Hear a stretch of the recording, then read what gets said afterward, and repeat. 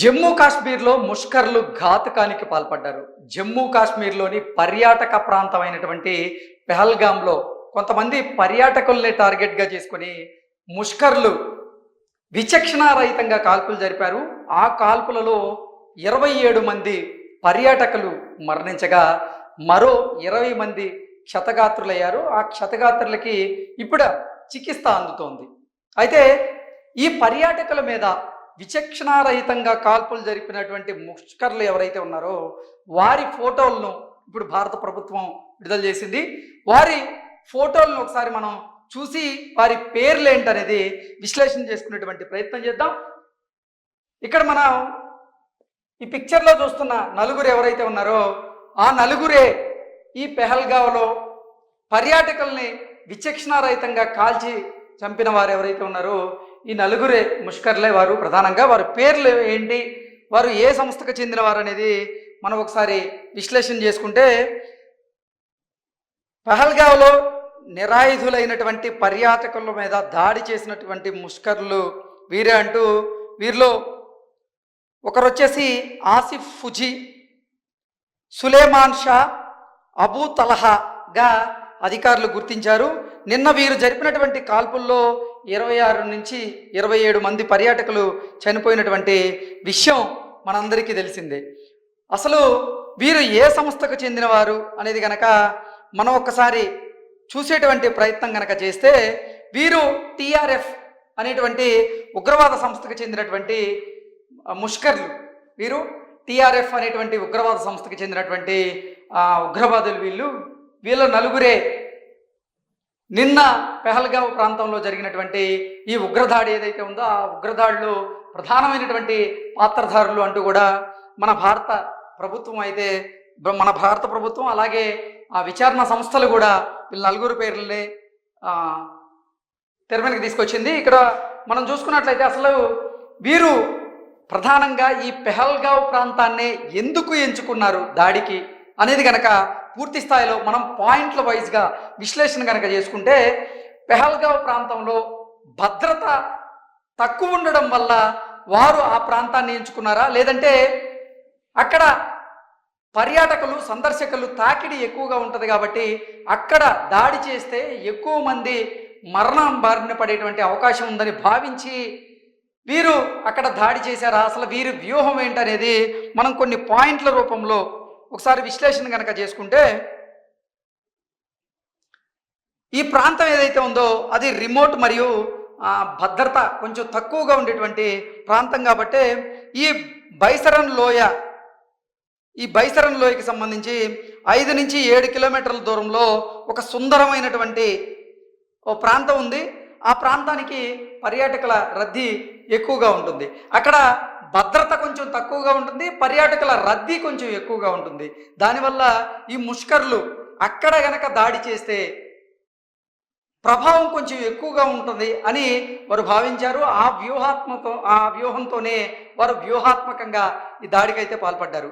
అంటే కొంతమంది ప్రముఖులు చెప్తున్నటువంటి దాని ప్రకారంగా, కొంతమంది విశ్లేషకులు చెప్తున్నటువంటి దాని ప్రకారంగా ఈ ముష్కర్లు ఈ దాడికి సంబంధించి 2 నెలల నుంచే వారు వ్యూహరచన చేశారని, 2 నెలల కాలం నుంచే అసలు ఈ దాడి ఎలా చేయాలి, ఎక్కడ చేయాలి, ఏ ప్రాంతంలో చేస్తే దాని ప్రభావం ఎక్కువగా ఉంటుంది అనేది వ్యూహరచన చేసి ఒక పక్కా ప్రణాళిక ప్రకారంగా నిన్న పెహల్గావ్ ప్రాంతంలో వారు దాడికి పాల్పడినట్లుగా మనకైతే ఇంటెలిజెన్స్ సమాచారం అందుతుంది.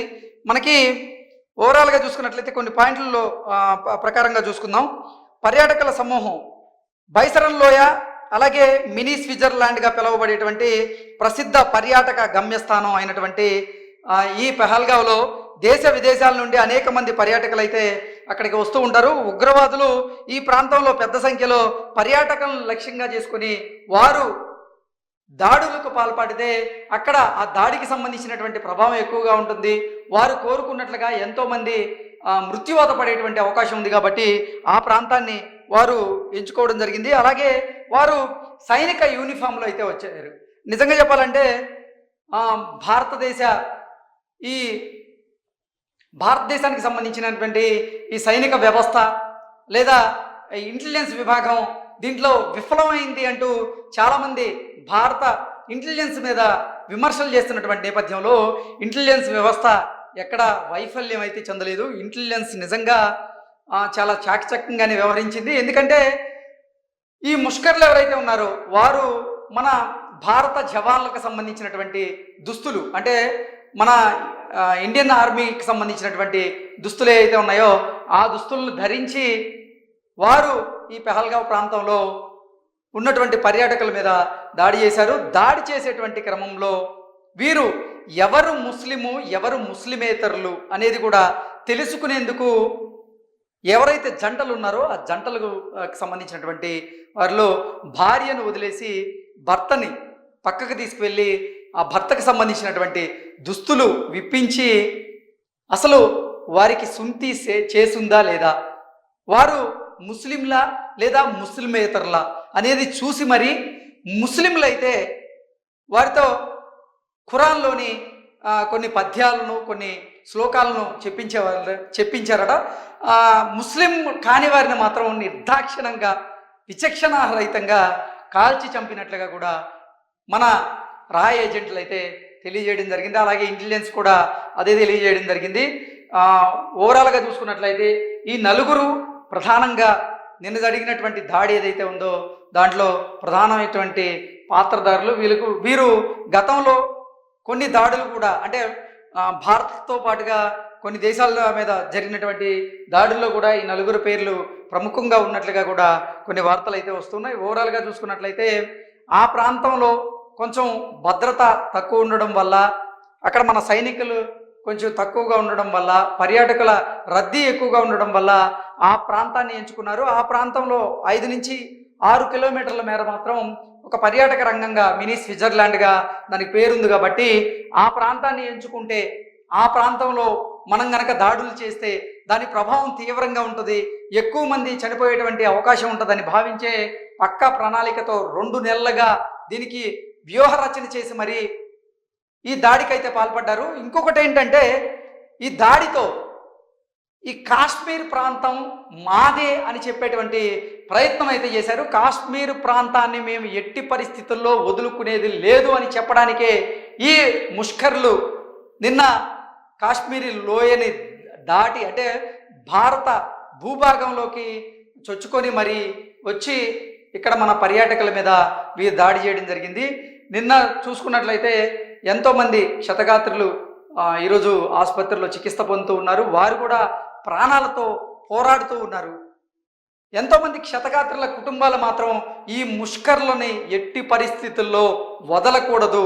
గతంలో పుల్వామా ఘటన తర్వాత భారత ప్రభుత్వం పాకిస్తాన్ భూగర్భంలో నుంచి ఎలా అయితే సర్జికల్ స్ట్రైక్స్ చేసిందో ఈసారి కూడా మనం ప్రతీకారం తీర్చుకొని తీరాల్సిందే అంటూ కూడా క్షతగాత్రుల కుటుంబాలు అయితే వారు డిమాండ్ చేస్తూ ఉన్నారు.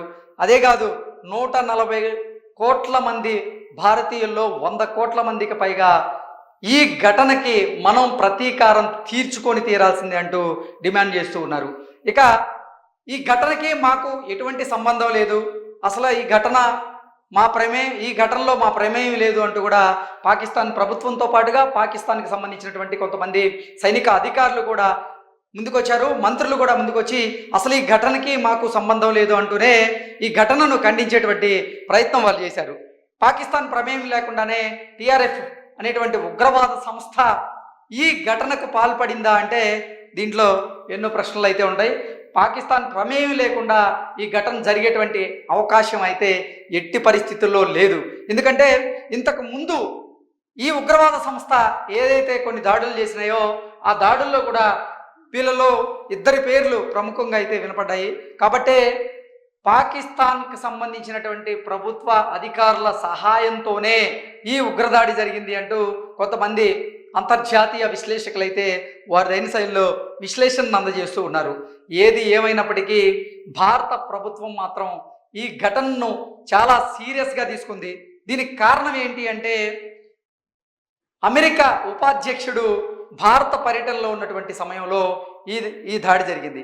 అంటే ముష్కర్లు లేదా ఈ ఉగ్రవాద సంస్థ భారతదేశంలో భద్రత లేదు అనేది ఇతర దేశాలకు ప్రూవ్ చేసేటువంటి ప్రయత్నం చేశారు. అందులో భాగంగానే ఇటువంటి ఘటన జరిగి ఉండొచ్చు అంటూ కొంతమంది అనుమానాన్ని వ్యక్తం చేస్తూ ఉంటే, మరికొంతమంది మాత్రం లేదు, కేవలం కాశ్మీర్ కోసం మాత్రమే ఈ పోరాటం చేస్తున్నారు ముష్కర్లు అంటూ మరికొంతమంది వారిదైన శైలిలో విశ్లేషణ చేస్తూ ఉన్నారు. ఏది ఏమైనప్పటికీ ఈ ముష్కర్లు చేసినటువంటి ఘటన ఏదైతే ఉందో దీని పట్ల భారతీయులతో పాటుగా ఇతర దేశాలకు సంబంధించినటువంటి అధ్యక్షులు కూడా దీన్ని ఖండిస్తూ ఉన్నారు.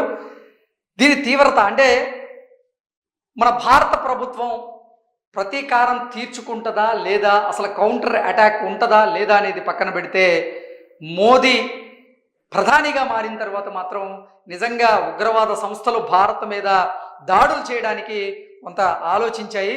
పుల్వామా ఘటన తరువాత ఎప్పుడైతే భారత ప్రభుత్వం సర్జికల్ స్ట్రైక్స్ చేసిందో ఆ తరువాత అసలు భారతదేశంలో ఈ ఉగ్రవాద సంస్థలు దాడులు చేసేందుకైతే భయపడ్డాయి. అయితే నిన్న అదునుగా చూసుకొని వారు విచక్షణారహితంగా భారతీయ పర్యాటకులని కాల్చి చంపినటువంటి నేపథ్యంలో ఎట్టి పరిస్థితుల్లో ఈ ముష్కర్లను మాత్రం వదిలేది లేదు, వదిలేటువంటి ప్రసక్తే లేదు.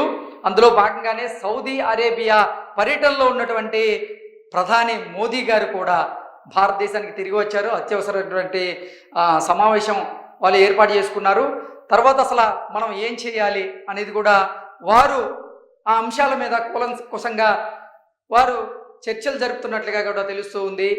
ఏది ఏమైనప్పటికీ భారత ప్రభుత్వం నుంచి మాత్రం ఈ ముష్కర్లకి ఈ ఉగ్రవాద సంస్థకి ఖచ్చితంగా గట్టి ఎన్కౌంటర్ లేదా మన సైడ్ నుంచి ఖచ్చితంగా కౌంటర్ ఇచ్చేటువంటి ప్రయత్నం అయితే ఉంటుంది అంటూ కూడా చాలామంది అయితే అభిప్రాయాన్ని వ్యక్తం చేస్తూ ఉన్నారు. Thank you so much.